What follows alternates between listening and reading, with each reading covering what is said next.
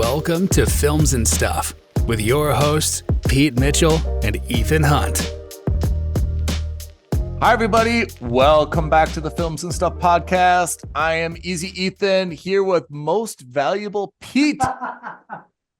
Pete, I got you on that one, huh? You did. All right, Pete, we are primed. Get comfortable. Grab your coffee or tea beverage of choice. We are here to talk about Rings of Power Season 2. It seems like everybody has an opinion, including Pete, who can't keep his to himself, had to give an immediate spoiler on his feelings about this. Let's take it from the top. I think that you're a very big Lord of the Rings fan and all the adjacencies. Is that right? I think that's fair. Yeah. And you've read all the books, right? I have read the original books. I have read The Hobbit. Okay. I tried reading parts of the Silmarillion, but I couldn't get through it. Okay. And that's it. I haven't read any of the appendages. I haven't read any of the appendices. I haven't read any of the anything else. Okay.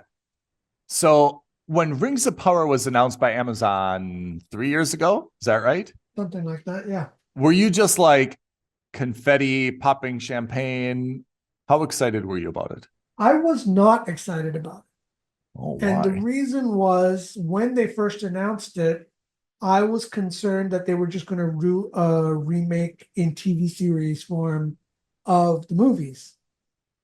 And the movies, I think, were, they weren't Timeless, flawless, right? but they were Yeah. pretty close to it. Yeah. So I didn't see the need to retread them. Okay. And then at the end of season 1, I think we both felt the production value was through the roof, Superb. but the story was kind of meh. Not just meh, but I think that wasn't focused enough, hilariously enough. For a show called The Rings of Power, there was a lot of filler and a lot of focus on other aspects of the show that I didn't think they needed to have. Like the entire thing with the Harfoots. Yeah. Like, what's that about? Yeah. This wizard coming in from the sky. What's that about? I think they're going to try to do this bait or switch thing with us. Like, they want us to think that that's Gandalf, but it's not going to be Gandalf. Canonically, it's not supposed to be Gandalf. I don't know who it is. And we still don't know who it is after 1 year. Yeah. So I think you and I present a very interesting focus group. And Amazon should have come to us, but they did not. You being, while not a fanatic, let's say, someone who's pretty educated on the lore of, the Rings and the Tolkien universe. And I being someone who has,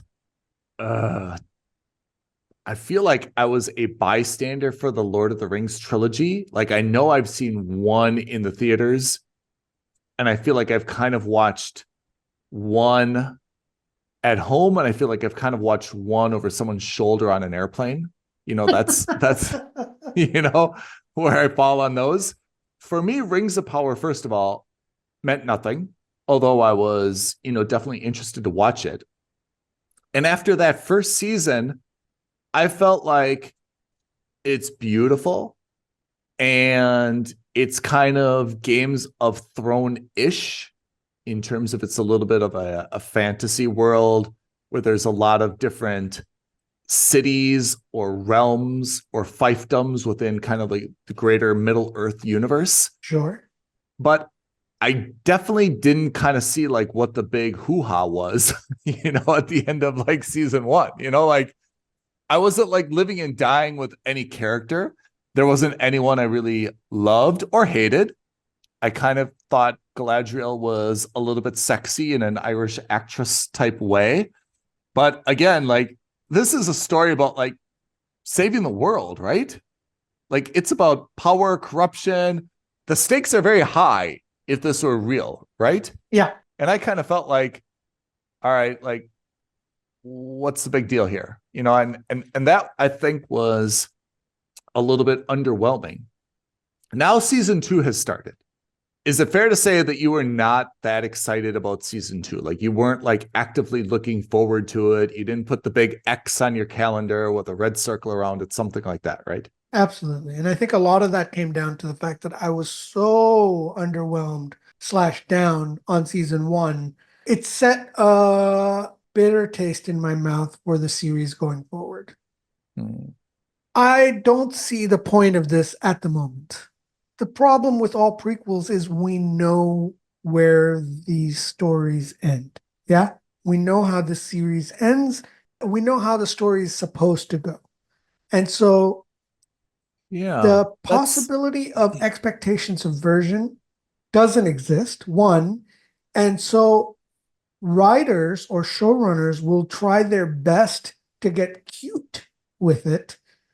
And it never works out. It almost never works out. So, that's a very good big point. And it feels like there should be like a writer's room or some type of like huddle up if you're ever going to do a prequel, because the purpose of the prequel, for those people like me who don't know the story, you'll be able to tell the story and I'll be happy either way. But what you're really trying to do is you're really trying to provide exposition and details, and you're trying to satisfy people's craving for like more details about like, how did he get there? Like, how did he like come about, or how was this guy introduced? Right. And what you're saying is like, it's not giving you the details that you want. Like, it's not really taking you behind the curtain to see anything that you didn't already kind of like know or suspect when watching the original trilogy or reading the books, right? Yeah, and it's kind of boring stuff, right? And I'll give you the example that I think should be the gold standard for how you do a prequel that most people didn't think we needed. But when we saw it, we're just like, man, this is exactly right. And that was Rogue One. Oh, yeah. We've all seen A New Hope, The Empire Strikes Back, and Return of the Jedi, right? Right. And one of the things that die-hard fans have always not criticized, but kind of criticized about the Death Star is, how could such a glaring thing happen where one torpedo could take down this entire massive spaceship, right? Yeah. Moreover, who are the rebels? What are the rebels? What led to the creation of the rebels? How do they work? All of that kind of stuff. That's something that like really diehard fans wanted to know about. Yeah. And Rogue One came in out of left field and said, hey, this is the story about the creation of the Death Star, and more importantly, about why that Death Star has such a glaring, mechanical fault in it. And for those of you who really care, we're going to get into the nitty-gritty of the Rebels. Andor was such a good series because of it, right? We learned about the economy. We learned about the creation of the program. We learned about the problems that there are in trying to set up a rebel alliance. All of these things. And you don't need to see Andor to appreciate episodes 4, 5, and 6. You don't need to see Rogue One to appreciate 4, 5, and 6. But at the same time, if you do, you get a greater appreciation for episodes 4, 5, and 6, right? Yeah. The story enhances the original trilogy. Right.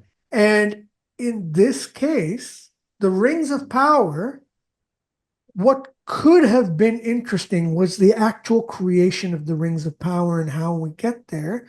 There's hardly any focus on that. And it's not enhancing the enjoyment of the films. It's not enhancing the story that we've already seen and known and loved. Can I jump in and make everything you said, I think, is so good that it should be provided to a lot of writers when they're going to do a prequel.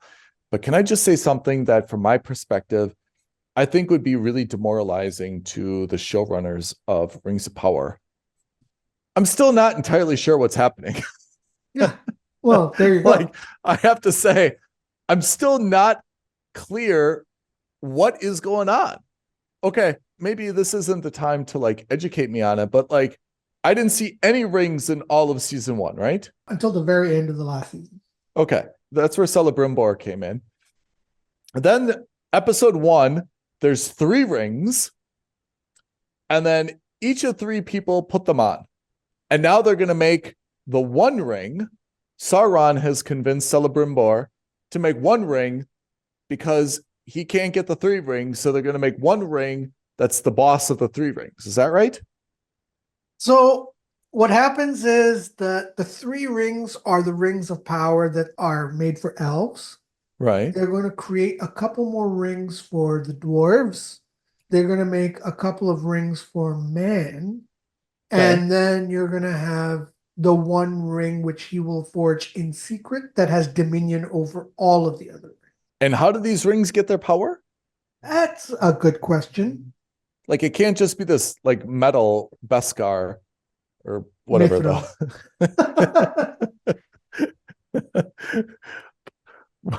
What's a stronger metal worldwide? Is it Beskar or Mithril? Or is it vibranium?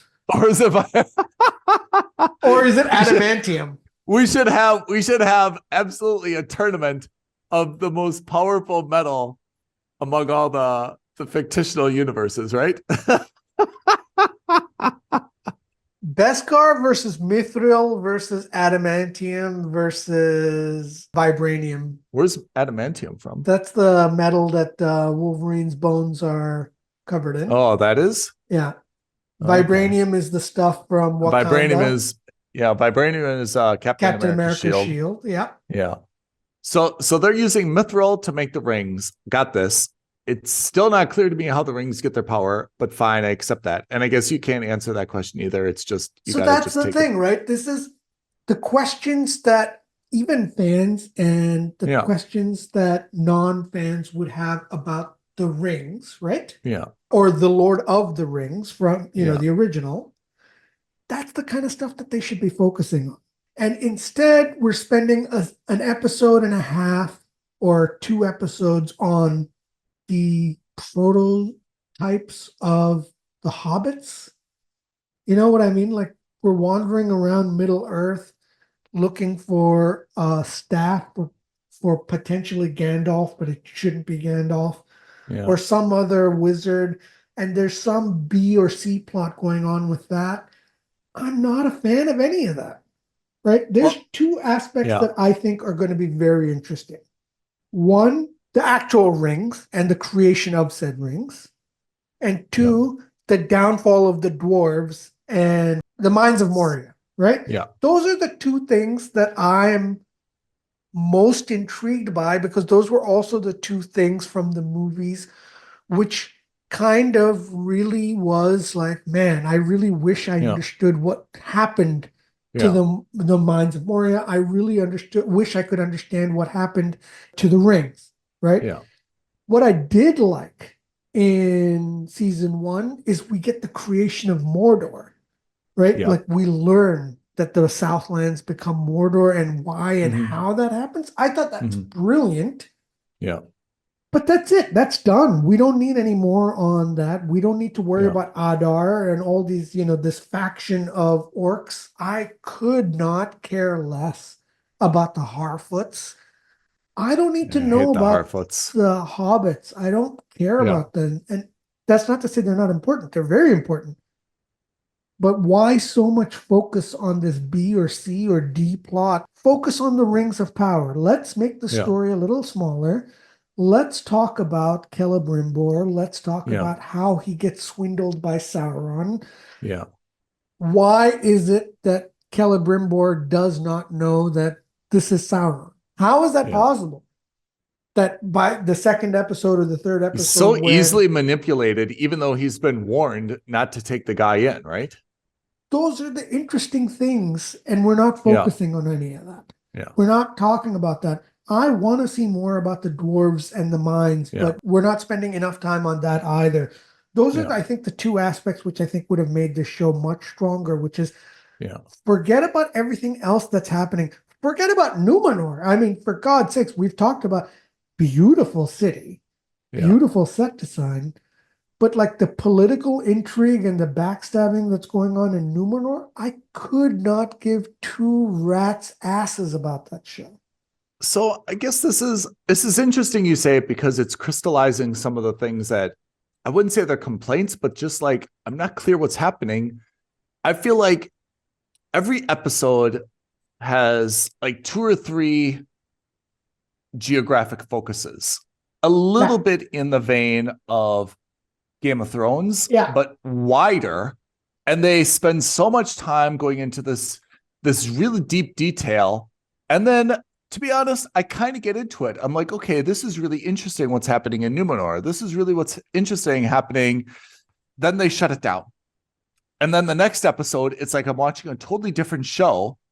And they don't talk at all about what I just kind of got into. And I was like starting to like get like interested in it. Then they talk about like 2 other places, 2 other plots, 2 other plots. And then I kind of get into those. Stop. Then they get into something else the next episode. And it's like every 4th or 3rd episode, I'm drawn back to something. And I've got to be like reorient myself and like, am I watching a different show now? I feel like they keep pulling the rug from me in a way about getting me excited and then like stopping. I almost wonder if Amazon would have been better off saying, hey, you know what? Instead of one series, let's split this up into 2, maybe 3 series and create our own Lord of the Rings cinematic universe or television universe. Yeah. Let's have one series focused entirely on the politics of Numenor, kind of like Game of Thrones. Why is Numenor important, by the way? So that's like... I have no idea why. I mean, I bet someone from Amazon should be crying right now, where I'm a reasonably intelligent, very dedicated TV watcher, and I'm like putting my hand up saying, look, guys, I've watched a season and a half. What the flip is the point of Numenor? Why? I don't know. Numenor is like right now the bastion of man. It's like where the power of man has consolidated. It's King's Landing. Kind of, but for instead of the capital of a country, it's like the capital of a race. That's like where man has kind of been like, this is the most powerful city. We have the most powerful people. That's it. Everyone else is kind of like a nomad, but like civilization of man is at Numenor. Kind of like how civilization of dwarves are at Moria. And you know how the orcs are in Mordor, etc. It's kind of like their own little country. Okay, I got it. So why is that important? You just told me what it is, but why is it important? It's important because we learned that Numenor eventually falls, and the reason it falls is because they're trying to help all the other men or the men in the other parts of I see. This place, right? Or so I think. Again, even America. I'm not 100% clear.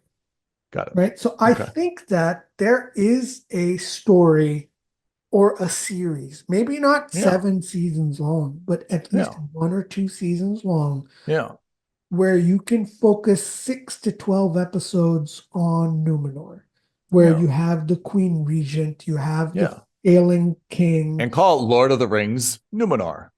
Right? Or, you know, Game of Numenor. You know what I mean? Like the Numenor throne, something like that. Because it's very clear to me that's what Amazon House of wanted Numenor. with this series. Right? Like Amazon, what they wanted with this series was to say, hey, we want to have our own version of Game of Thrones.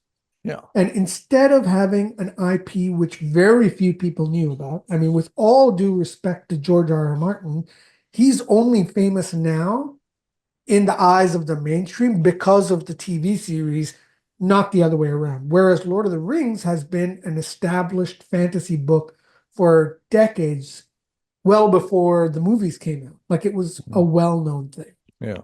So I think that would have been like 1 or 2 seasons where you have this political intrigue, you know, where you have this guy who wants to become the next regent or the next king or whatever it is. And you have a kingdom, but it's clearly some kind of political voting system is in place. Put that in there. And then you have one series which is focused purely on the elves, which is how they create the rings, and, you know, one series which is just about the dwarves. And these don't have to be planned out to be 7 series long stories. These can just be 1 or 2 series. And then you have the makings of a Marvel style universe where you know, after 2 series of Numenor, after 2 series of the elves, and after 2 series of the dwarves, you have 1 series or 2 series where all of them combine with each other, Yeah. right? Yeah. And you have Avengers. cameos running in between. Right. This is similar to what the Russo brothers are trying to do with Citadel. Don't get me started. I know. But the point is that on paper, that's brilliant, right? Where you have, hey, look, I'm not interested in elves. I'm not interested in this high fantasy bullshit, but I love political intrigue like Game of Thrones did. I'm all in on Numenor. I'm all in on Citadel as a concept if they would recast and rethink almost everything about it. And refinance, because like they spent way too much money. But that's what I'm saying. On paper, what this allows you to do is also say, hey, like, we've got a ton of fans of Lord of the Rings. We want to get in fans of Game of Thrones. We want to get in fans who are not so well versed in these mythologies. Let's do a series which is kind of like House of Cards. Let's focus on a political drama set in the Lord of the Rings universe. Yeah. And every once in a while, we'll have Galadriel pop up. We'll have, some dwarf pop up. We'll have Elrond pop up. And we'll have them running their own series as well. And then that problem goes away, which is what you're having, which is, hey, the rug doesn't get pulled out on you because I don't know who Elrond is, but I love Numenor, and I saw him show up once or twice. Or I loved Numenor, and I saw Galadriel show up once or twice. Let me check out her series. Yeah. And then that pulls you into that storyline, which is a totally separate storyline. And all of these storylines, by the way, because you're spending this kind of money anyway, you can have 3 series running side by side rather than 1 series which has 3 different or 4 different story plots. All of them can be running, and effectively you do 7 years worth of TV series. You do it in 2 or 3 years. Yeah. I know that's not what Amazon wants to do because Amazon's thinking in, multi-decade spans. But in terms of you're already spending that kind of money anyway, I would rather you make a series that's good. And this isn't good. I mean, also you just consider like the actors. I mean, they're going to age. Yeah. They may or may not be available. I mean, it's just for continuity's sake. If this is one ongoing story, it seems very, very difficult. But I have to say, when you're explaining the story to me, it's more compelling than when I'm watching it. And I found myself like second screening a lot, Absolutely. Like, which is because it's either too slow or I'm getting too much exposition on, man, I cannot watch anything with Nuri Brandyfoot and Poppy Proudfellow. They need to go. They need to go. Like, it's not at all interesting or compelling. I find myself like just scrolling, looking at my mobile, doing something. And then Galadriel or Elrond, comes up and I'm like, oh, now I just missed that. Oh, what happened? Nothing. They're just like bitching to each other about something. Like they get along, they don't get along. It's a big problem. It's not a big problem. Like I have to say, like, I feel like in Game of Thrones, House of the Dragon, like every conversation had like all these implications, you could just take any conversation and just like dissect it and be like, well, she's unreasonable, or why is she thinking this, or this demonstrates like how weak she is, or how this guy talked to her in this conversation. I feel like in this show, Rings of Power, I'm just kind of like, what do they talk about? They're just like disagreeing about whether or not it's a big problem or not. Like I'm doing the summaries for them, but I'm not like diving into like the implications of what they're really talking about, Yeah. Whereas like House of the Dragon, you and I can talk about like any scene and be like, oh, that was so critical. Why is this person doing this? And what do you think about this? And what does this mean? Here, I'm just like summarizing stuff. I'm like, okay, get through it. Let's see what happens. And House of the Dragon, another example of a prequel series set hundreds of years before the main story. And we know how it ends, but I have to say, I'm really interested to see how it ends. I know how it ends, right? The Targaryens are out, but how? Yeah. Right? They're currently out. So it seems like there's no interest at all to following this. If you think about it, you say, okay, fine. The family now is already out of power. And we know for Game of Thrones, they're out of power. So there's nothing to see here. Yet I'm still fascinated how it's going to play out. Yeah.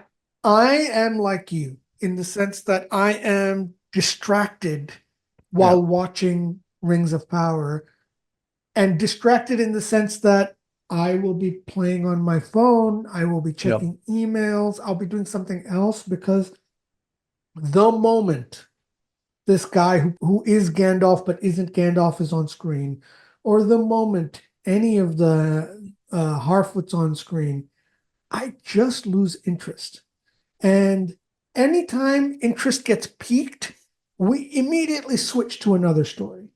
I hear you. That's what I'm saying. Yeah. When that happens, you're just like, okay, well, I guess I'm happy to turn off the episode at this point and come back next week and pick it up at that point.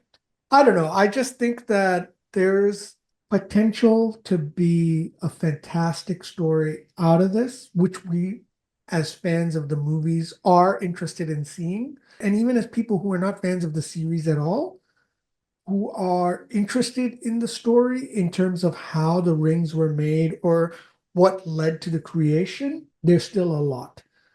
Based on what we know from the movies, at some point, the One Ring is going to get created. I expect that they're probably going to do that by the end of this season, or if not this season, at the beginning of next season.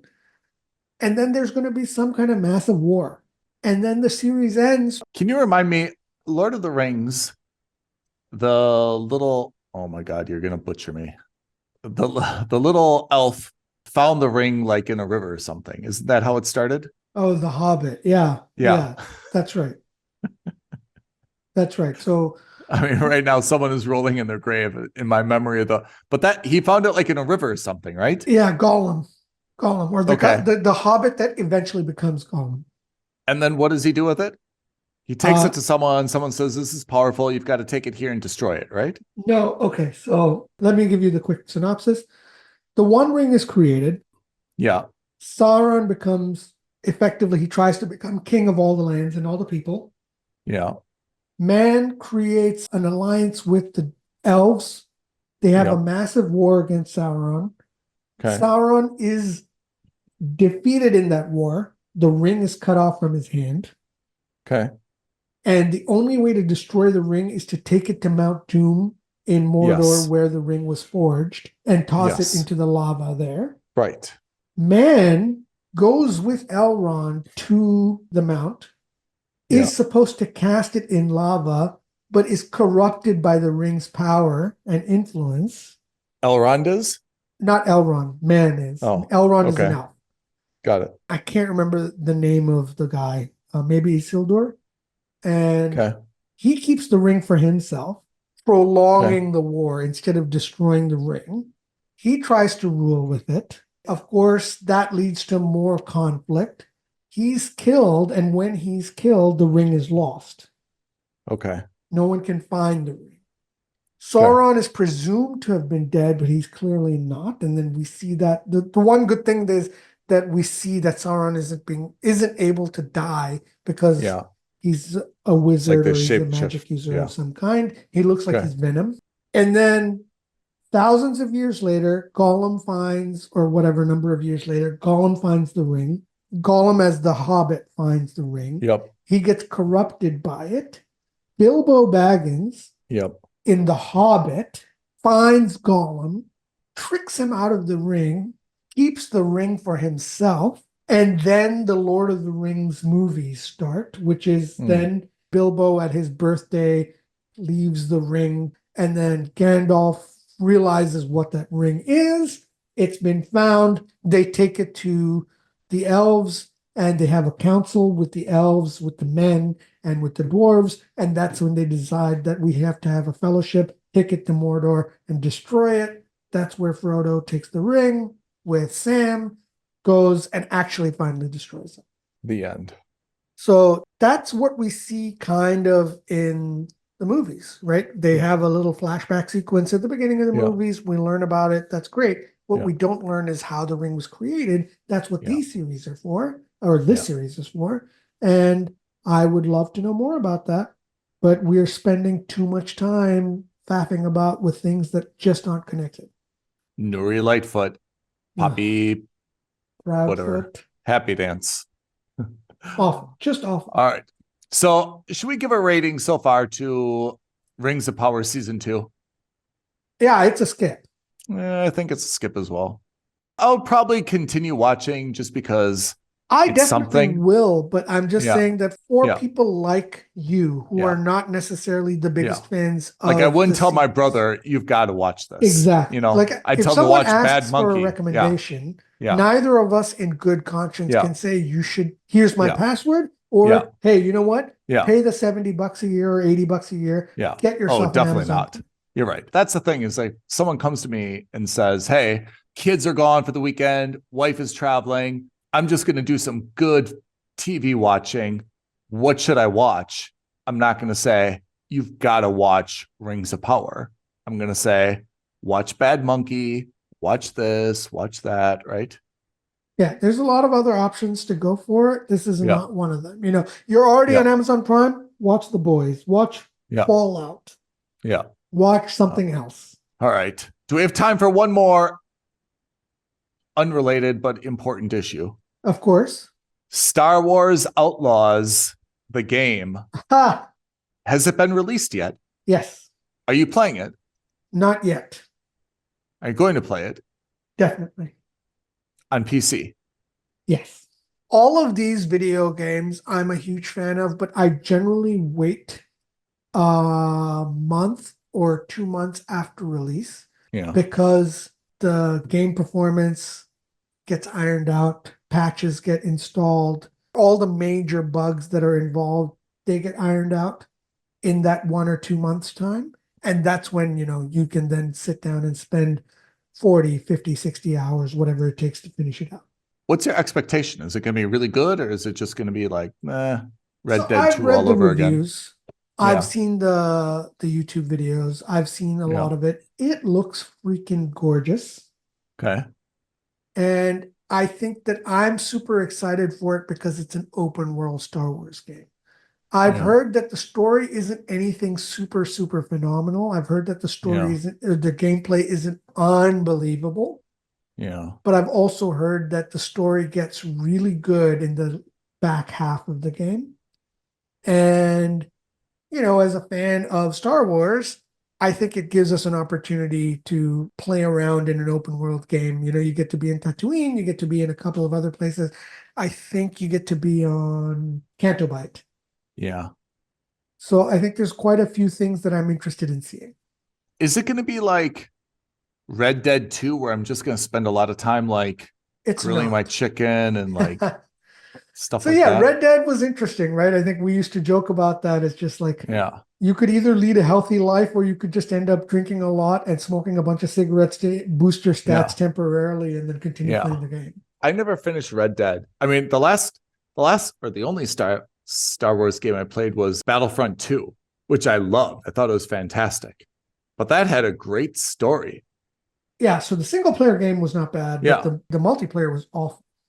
Oh, I didn't do the multiplayer. I did the single player, and I thought the story was fantastic. And then when I did Red Dead 2, I never finished it. To be honest, I didn't get very far because I was like, look, like, why am I spending time out of my day to like manage like food? Like you're basically have a video game about like grocery shopping, you know, like why am I doing this? So that I can eat. Yeah. Like you're bartering for little stuff. So that like I can buy cigarettes. Yeah. I was very unenthused about that. But I love Battlefront 2. I love Star Wars. I mean, as you know, I'm reading the books now and I'm watching Clone Wars. So like I'm really in a good place Star Wars wise. But for some of the reviews I've been reading as well, it seems that there's a lot of kind of mundane tasks that I'm going to end up doing, that I've just got a blaster, that I'm spending a lot of time on the speeder, but I can't shoot from the speeder. And I'm just wondering, like, am I going to enjoy it? Yes, by all accounts, it's beautiful, but am I going to enjoy the gameplay, or am I just kind of like mashing the X button, you know, for like... My gut tells me that you're going to love it for the first like couple hours. Yeah. Because of the novelty of what it is, which is really an open world Star Wars game. Yeah. But I think in terms of finishing the game, I don't see you doing it. No. Yeah, and I think that's just the nature of the game, and I think that's just how it is. I think there Yeah. is a lot of fetch quests. I think there is a lot of mundane tasks that you need to do. Yeah. Will I enjoy that? I don't know. Will I still give it a go? Absolutely. Fetch quest. Yeah, that sums it up pretty well. All right, I need to think about it. If I play it, I'll get a new Xbox and I'll play it on Xbox, I think. Yeah. Okay. That's my last question for the day.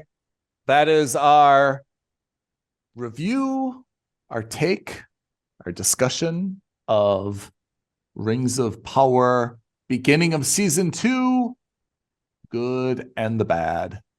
Mostly bad. Mostly bad. Before we sign off, do you want to give everybody our social media and YouTube creds? You can tweet at us at FNS Podcast. You can DM us at Films and Stuff Podcast. And as always, please like this video, leave a comment below, subscribe to our channel, and hit that notification bell. All of those things help us out greatly. Indeed. Pete, I appreciate very much all of your tutoring and helping me get up to speed on what I should have already known. Listeners, thanks for tuning in, and please send us your comments, agree, disagree, mock me for not knowing what's going on with all these rings and such. And we'll catch you next week's episode of the Films and Stuff Podcast. Thanks, Ethan. Thanks, everyone. Thanks, everyone. Bye now. Thank you for listening to another episode of Films and Stuff. If you haven't already, please subscribe and review on Apple Podcasts, Spotify, or wherever podcasts are downloaded. Films and Stuff. There is no substitute.